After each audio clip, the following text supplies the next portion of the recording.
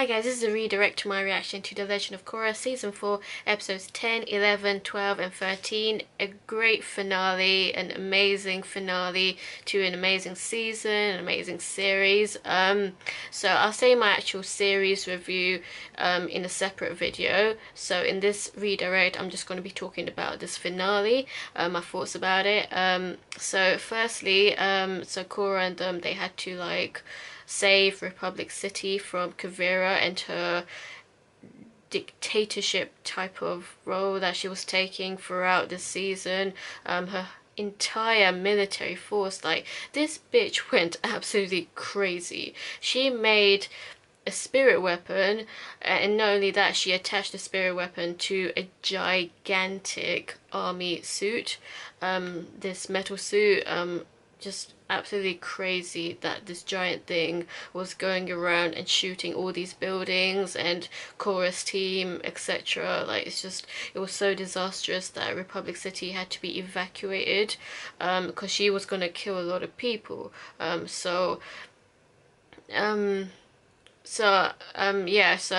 firstly, so this is a quadruple reaction, so there's 2 links, 2 mega links and 2 Medify links in the description.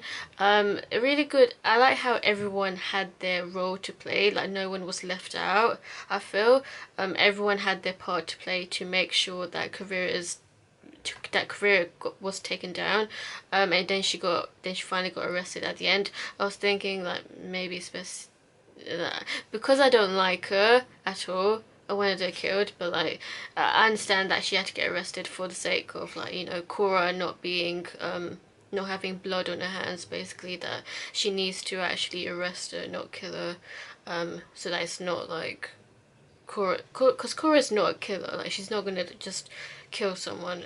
I really like Korra's development throughout the season. Like, she's really like grown to become this mature avatar, because like right at the very beginning of The Legend of Korra in season 1, she was acting very impulsive, quite childish sometimes about how she went about things. Like, she was very like she made rash decisions rather than thinking more logically. But now, like, because a lot has happened, she's become more mature, and she was very patient with Kuvira. She really wanted her to stop all this, and then she finally arrested her.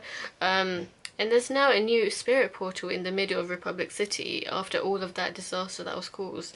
So that was interesting. It was really sad, because usually speaking, when it comes to finales, you expect someone to die.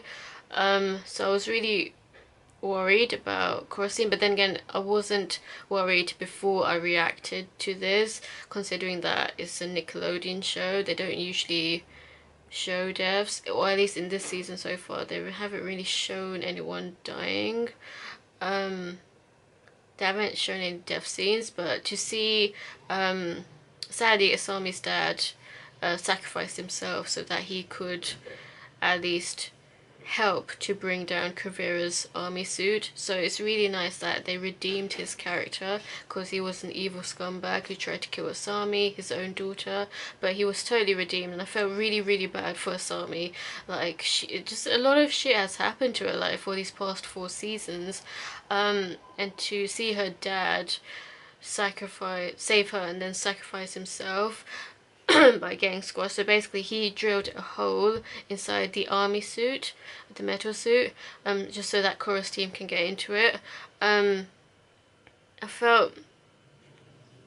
was a little bit, I didn't say in the reaction, but I felt a little bit like, I mean, I totally understand that sacrifices are needed, but I just felt like Korra's reaction to it was like, she wasn't very sympathetic about it, because that's Asami's dad. Like, I know he was a scumbag, but for Asami, like, you should be a bit more considerate that basically Asami's dad just got killed, just for everyone else. And like, she was just, it's like as if she overlooked it in a way. And I just felt like Korra could have been more sympathetic for Asami, if you get me. Like, especially considering that those two actually get together, you'd think there'd be some more sympathy, you know. So I was like, damn, like, she didn't even really care about that.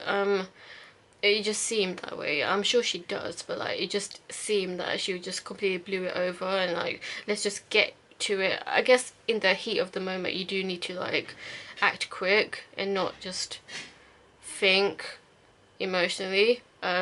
So I don't blame Korra. I'm just like saying for your friend that that's gonna be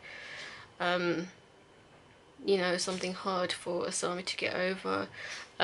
Anyway, so I really like how everyone played their part. So firstly, Opal's family had to get rescued because they were captured.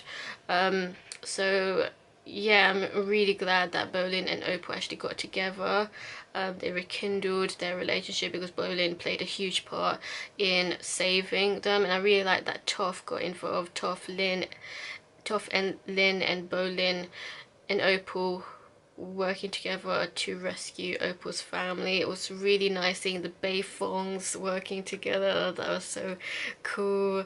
Toph playing a part. I really miss the old series.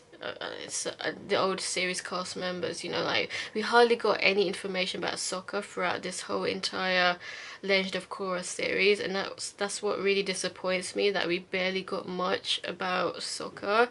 We only got to see Toph and Katara because they're the only ones who are alive. We did get to see old Zuko as well, but just barely.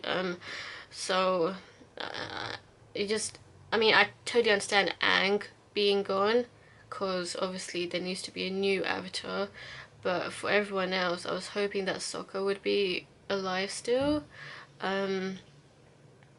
But because we barely got much information. We do know that he was part of the police force and that he was part of that jury case, that court case with Yakone.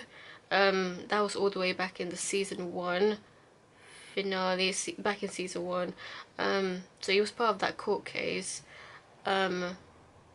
So, but apart from that, we didn't really like get much information about Sokka. Anyway, I'm getting off track. So after after Lin and them saved Opal's family, Republic City needed to be evacuated. So Raiko and Korra, like they were all trying to like figure out how to save everyone.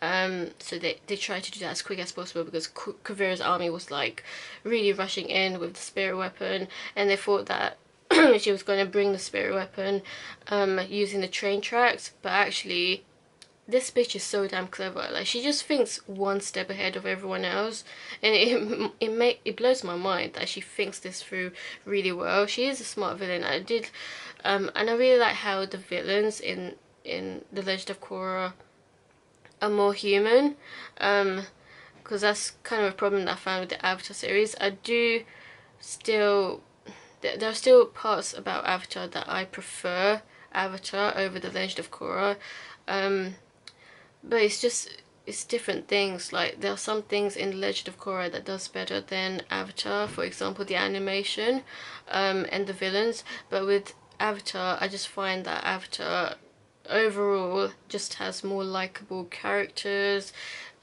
more sweet romantic moments, better ships in my opinion. But I mean, to each their own. I think for the fight scenes it's pretty much on equal levels. Yeah.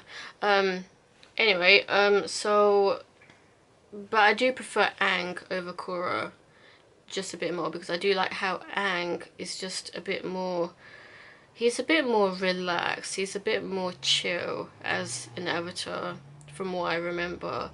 I mean, Korra has grown a lot, and I do like that she went through her own mental breakdown because it makes her more relatable, it makes her more human. I do like seeing that vulnerable side to characters, but with Aang, I just found him less impulsive. He was a bit more rational, more considerate as well, just overall. And I just felt like Korra. But then again, with Korra, we can't blame it because her threats were even worse than the sort of threats that Aang dealt with, because in The Legend of Korra they've really like made it more epic than it ever seemed in Avatar, at least from what I can remember. Like if I was to go up against either a gigantic spirit vine metal suit or fighting Fire Lord Ozan, I think that the giant suit would be a lot more powerful than be a bit more powerful than Ozan. I'm just saying that it just seems like the threats in The Legend of Korra were just a bit more upscale, if you get what I'm trying to say. But that doesn't mean that Aang had an easy job, because he definitely had a very hard job trying to deal with everything that he went through. I just think in The Legend of Korra they've played it out a bit more dramatically, that it required a whole entire team to stop this giant thing and from destroying the whole city. What else did I want to say? So I really liked how Zhu Li and Varrick got together. They didn't even really go through the dating phase, so for them to quickly get married after the whole entire battle, wow, they actually managed to like plan this very last minute. But I mean, like, I'm glad that they rekindled their relationship, and Varrick found out that Zhu Li, oh, that's another thing, Zhu Li was the absolute sneaky genius. So she tried to stall the spirit weapon from becoming what it is. So she purposely tried to like destroy things inside of it so that it wouldn't work, and it really pissed off Bataar Jr and Kuvira, and then Kuvira figured out that actually Zhu Li was not loyal to Kuvira this whole time. She was just pretending to be loyal just so that she can like stall her and kind of destroy the weapon. So Zhu Li had to be saved. Thankfully she did. It was good that she stalled her, but still, like, the spirit weapon was made anyway, unfortunately. As well, and Korra, like, whilst Raiko was like evacuating Republic City, Korra contacted General Iroh to have his army up. At the end, Raiko had to surrender to Kuvira, and Korra kidnapped Bataar Jr to make him talk about how they can stop the metal suit, the gigantic metal suit, and the spirit weapon. But Bataar Jr didn't actually say anything. Oh my god, the absolute betrayal happened. Oh, this was so cold. Kuvira is absolutely cold as stone. Jeez, even her own love, she was willing to destroy them, including Bataar Jr. Because basically Bataar Jr was like, so Korra was telling Bataar Jr that if they don't stop the spirit weapon, if they don't stop what they're doing, then she's gonna make sure that he never sees Kuvira again. So Bataar Jr saw this as a threat. He really didn't want that to happen because he really loved Kuvira. And Kuvira was like lying to him, saying that yes, we can't let them split us apart. Our love is eternal, blah blah blah. But that was a lie, because she fired the spirit weapon on them. So that was utter betrayal, to like try to kill off your own fucking fiance. So Bataar Jr, I mean, he gets what he deserves, to be honest, considering that he betrayed his own family. So, you know, you got your own karma, basically. And it made you realise that, you know, you gotta, it's only your family that's gonna be loyal to you, not some stupid bitch who's really not loyal to you at the end, unfortunately. So he learnt his lesson. And he finally realised that he's got to stick with his family, and he apologised. I hope eventually, it's definitely not going to be easy for his family to forgive him, definitely not going to be easy, but I at least hope that through time that they can rekindle their relationship. Yeah, so that's that. And So yeah, Kuvira is just so crazy. So Korra, in the end, she didn't kill Kuvira. She didn't want to kill her. Like, she even saved her from her own spirit weapon. Um, and it actually created a spirit portal. And then Zhu Li and Varrick got married. Kuvira got arrested. Um, and then it's confirmed, it was hinted, like they didn't like show a kiss or anything, but it's hinted that Korra and Asami get together at the end.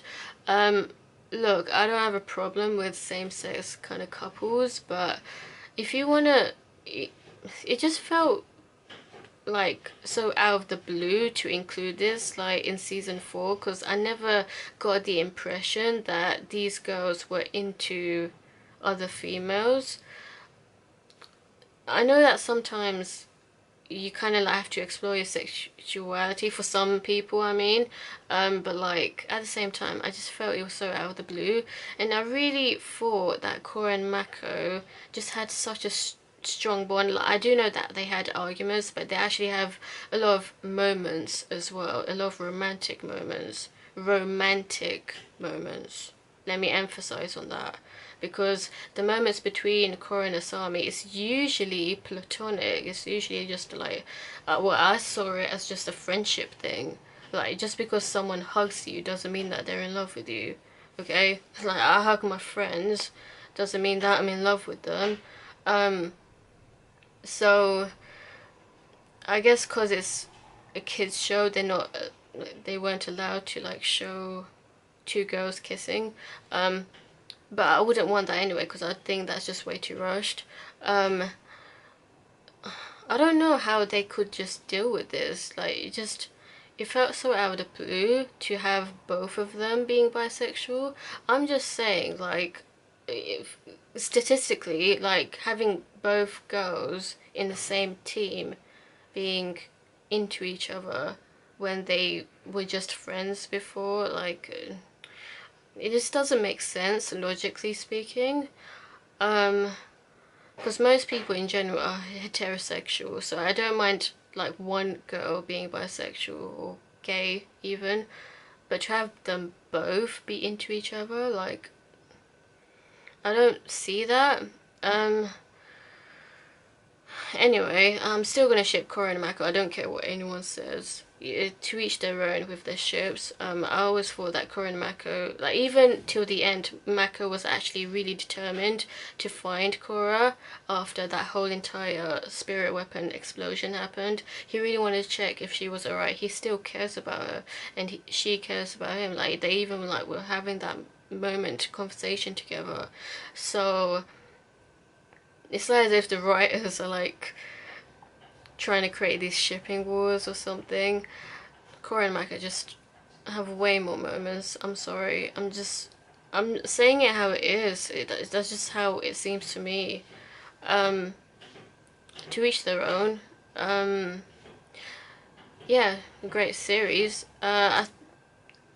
Personally, like, before I started this, people were like, The Legend of Korra is not as good as Avatar, and yeah, I prefer Avatar overall to The Legend of Korra, but The Legend of Korra is still a really great series, so I wouldn't like skip on it or anything. Anyway, what do you think of these episodes? Let me know and stay tuned for more.